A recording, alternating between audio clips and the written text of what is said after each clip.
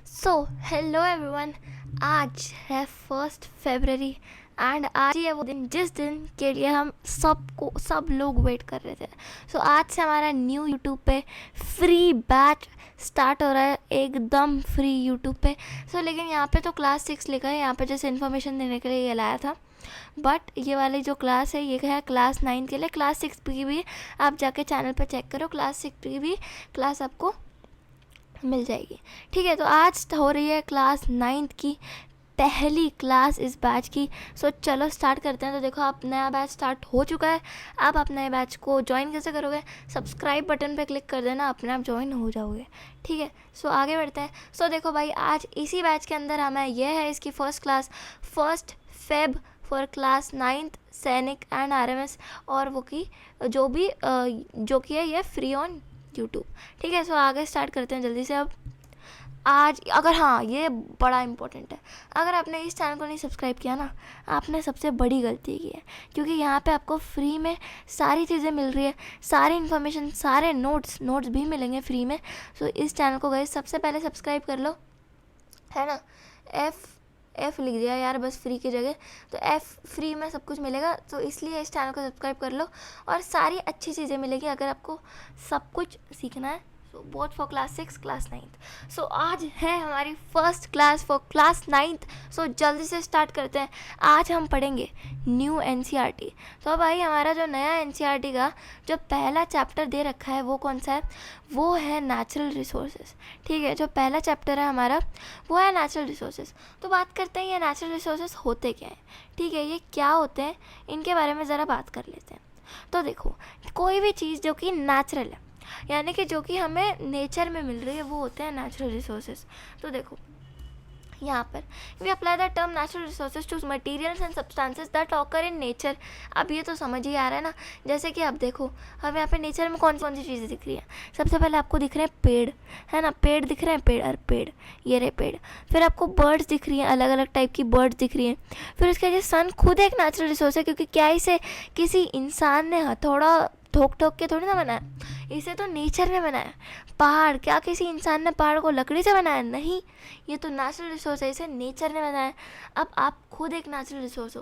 पेड़ पौधे, पानी, रिवर, जो भी है, ये सारी चीज़ें नेचुरल रिसोर्सेज हैं। ठीक है, अब ये नेचर में तो होनी चाहिए, बट एक और एक बात है, ये ह्यूमंस को वैल्यूएबल भी होने चाहिए, तब ये एक रिसोर्स कंसिडर करते हैं। आपको पता है रिसोर्स का मतलब क्या होता है? रिसोर्स का मतलब ऐसी चीज़ें जो इंसानों के लिए वैल्यूएबल है, यानी कि जिनको देख के आपका जो मुंह है ना वो कुछ इस तरह का हो जाए, यानी कि जिससे आप कुछ कमा सकते हो, कुछ बेच सकते हो, और कुछ भी चीज़ें, नई चीज़ें बना सकते हो जो कि वैल्यूएबल होनी चाहिए इंसानों के लिए। वो होती है एक रिसोर्स, यानी कि जो काम की चीज़ है वही तो एक रिसोर्स होगी। तो इसे बोलते हैं नेचुरल रिसोर्स, जो नेचर से मिलते हैं एंड वो काम की हुई चीज़ है।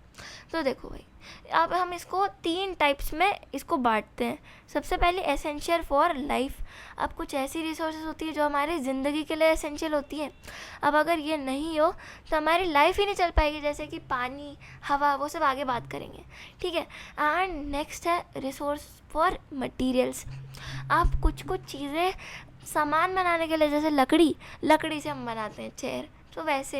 एंड कुछ एनर्जी, जैसे कि आप देखते हो डैम्स बनाते हैं, डैम्स में हाइड्रो एनर्जी जनरेट होती है जो कि पानी के चलने से इलेक्ट्रिसिटी बनती है। एनर्जी के लिए भी इम्पोर्टेंट होते हैं। सबसे पहले हम देखते हैं रिसोर्सेज एसेंशियल फॉर लाइफ। तो देखो, life could not exist on earth without air, है ना, एयर के बिना तो लाइफ होगी ही नहीं।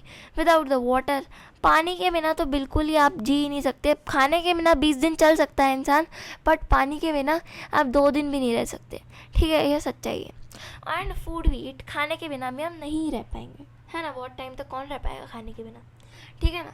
तो फिर यहाँ पे जैसे कि आप देख सकते हो, ये सारे रिसोर्सेज जो एसेंशियल है हमारी लाइफ के लिए, जैसे कि फ्रूट्स हैं, बहुत सारे प्लांट्स, पेड़ पौधे, ये सारी चीज़ें हमारी लाइफ के लिए एसेंशियल है। नेक्स्ट देखो, रिसोर्सेज फॉर मटेरियल्स। आप कुछ ना कुछ बनाने के लिए, आप कुछ ना कुछ काम के लिए, कुछ पैसे के लिए, ये देखो, create physical objects out of nature's gifts, we make them for a utility. Utility का मतलब पता है? यूटिलिटी का मतलब होता है हमारे लिए, हमारे यूज़ के लिए, ठीक है, और to create things of beauty that enrich our lifes, यानी कि हमें पैसे कमाने में मदद करते हैं, वही है इसका ले देके, ठीक है। तो जैसे कि आप देख रहे हो कि लकड़ी थी, यहाँ पे ये थी लकड़ी और इसकी बना दी हमने चेयर, सो यही बन गया रिसोर्स फॉर मटेरियल। बहुत ईजी है, बहुत सिंपल है, कुछ भी इसमें हार्ड है ही नहीं। नेक्स्ट देखते हैं, चलो भाई, रिसोर्सेज फॉर एनर्जी हमने पढ़े थे ना 3 टाइप। अरे भूल गए क्या? अरे रुको वापस से देखते हैं, भूल तो नहीं गए? तो देखो, ये पहला था एसेंशियल फॉर लाइफ, दूसरा था फॉर मटेरियल्स, तीसरा था फॉर एनर्जी। तो एनर्जी पढ़ रहे हैं हम अभी, तो एनर्जी पढ़ते हैं जल्दी से। ये वर्ड याद रख लेना, एनर्जी। ये सारी जो लाइंस है ना, ये एनसीईआरटी को ना छाट कर लाई है, ऐसे नहीं है पूरी एनसीईआरटी रख दी है, सारी इंपॉर्टेंट लाइंस। अब आपको एग्जाम में क्वेश्चन डायरेक्ट आ सकता है कि what is referred to as the cornerstone of modern living, और किसी को जवाब नहीं आएगा, बट आप वहाँ पर आंसर कर आ जाओगे कि एनर्जी को बोला जाता है the cornerstone of modern living, क्योंकि एनसीईआरटी की छुपी हुई लाइन से ही बनाते हैं ये सैनिक स्कूल वाले और आरएमएस वाले। आरएमएस का तो भरोसा नहीं रहता, बट सैनिक स्कूल वाले यहीं से सवाल डालते हैं। तो एनसीईआरटी को ना पूरा एकदम ऐसे रट लो एकदम अच्छे से, ठीक है ना। और क्लास 8, इस बार तो क्लास 7 भी हो गया, बट टेंशन मत लो, हम सब कवर कर लेंगे, किसी भी चीज़ की टेंशन नहीं लेनी बस। नेक्स्ट देखो, नेक्स्ट हम पढ़ते हैं टाइप्स ऑफ रिसोर्सेज और ज़्यादा डिटेल में। सबसे पहले हम पढ़ते हैं रिन्यूएबल रिसोर्सेज, ठीक है। रिन्यूएबल क्या होते हैं? यानी कि जो वापस बनाए जा सकते हैं। तो देखो, जैसे कि यहाँ पे हमारे पास सोलर एनर्जी, ठीक है, यही जैसे कि सन है, तो सन एक रिन्यूएबल रिसोर्स है। अब देखो ये सन है, ये सन की रेजर को थोड़ा ड्राइंग बनाते हैं, कलाकारी करते हैं, ठीक है, थोड़ा अच्छे से हम ड्राइंग बनाते हैं, है ना, ये यस परफेक्ट। तो देखो सन है, तो सन से जो रेज आती है इन्हीं को बोला जाता है सोलर एनर्जी, ठीक है। और ये कभी ख़त्म नहीं हो सकता, ये बार बार नए न्यू जनरेट होते रहते हैं, क्योंकि सन जब ख़त्म होगा, और सन बहुत ज़्यादा बिलियन सालों के बाद ख़त्म होगा, इसलिए इसको भी माना जाता है ये कभी ख़त्म नहीं होती। वैसे ये कुछ और एग्जाम्पल्स हैं। एनर्जी फ्रॉम फ्लोइंग वाटर, याद रखना भाई, क्वेश्चन आएगा एग्जाम में, from which of the following processes can energy B obtained. तो ये 4 इंपॉर्टेंट पॉइंट्स है, बोला था ना छाट के लाया एनसीईआरटी में से।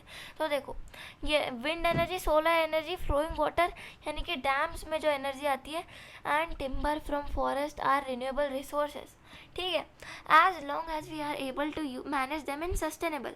अब सस्टेनेबल क्या होता है पता है आपको? पिछली जो एनसीईआरटी थी उसमें एक टर्म दिया था सस्टेनेबल डेवलपमेंट।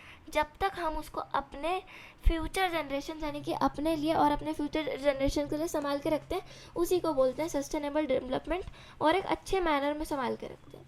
तो देखो, जैसे कि आप देख सकते हो ये सारे जो है हमारे रिन्यूएबल रिसोर्सेज है, ये सोलर एनर्जी, सोलर इससे आ रही है, क्या बोलते हैं इसे, सोलर प्लांट बोलते हैं क्या बोलते हैं यार, कमेंट में बता दो, मुझे याद ही नहीं आ रहा इसका नाम, कोई बात नहीं। चलो अब हम देखते हैं कुछ इंपॉर्टेंट पॉइंट्स, ठीक है। सो सबसे पहले, river water and renewable resource as long as glaciers and forest exist. अब कुछ ऐसी भी चीज़ें हैं, इसको ध्यान रख लेना, बड़ा इंपॉर्टेंट है। रिवर का जो पानी है ना, रिवर वाटर, ये एक रिन्यूएबल रिसोर्स है, पर तब तक है जब तक ग्लेशियर और फॉरेस्ट एग्जिस्ट करते हैं। आपको पता है फॉरेस्ट क्या करते हैं? फॉरेस्ट यहाँ पे जैसे कि फॉरेस्ट है, ठीक है ना, यहाँ पे ये हम बनाते हैं एक डब्बे के अंदर हम बनाएंगे पेड़, ठीक है। तो हम बना रहे हैं पेड़, ये है पेड़, कुछ अच्छे खासे पेड़ बना रहे हैं हम, है ना, पेड़, ठीक है ना, बड़ी अच्छी ड्राइंग आई, अच्छी है ना।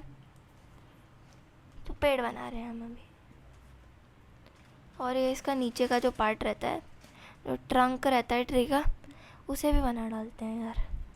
चलो भाई, ये है मास्टरपीस, ठीक है ना।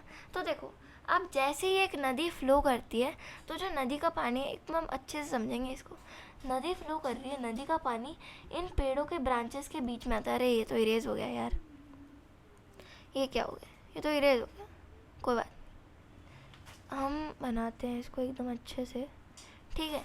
तो जैसे ही नदी फ्लो करती है, जो नदी का पानी है ना, वो इन पेड़ों के बीच में से जाता है, कुछ इस तरह, जैसे कि आपको दिख रहा है, जो ट्रीज़ है इनके ट्रंक्स के बीच में से पेड़ों का पानी जाता है, और जो रिवर वाटर है वो प्यूरीफाई हो जाता है, ठीक है। आई होप आपको समझ आ गया होगा, बहुत ज़्यादा कचरा हो गया इसको, इसलिए अभी यहाँ पर साफ़ सफाई करनी पड़ेगी थोड़ी, है ना।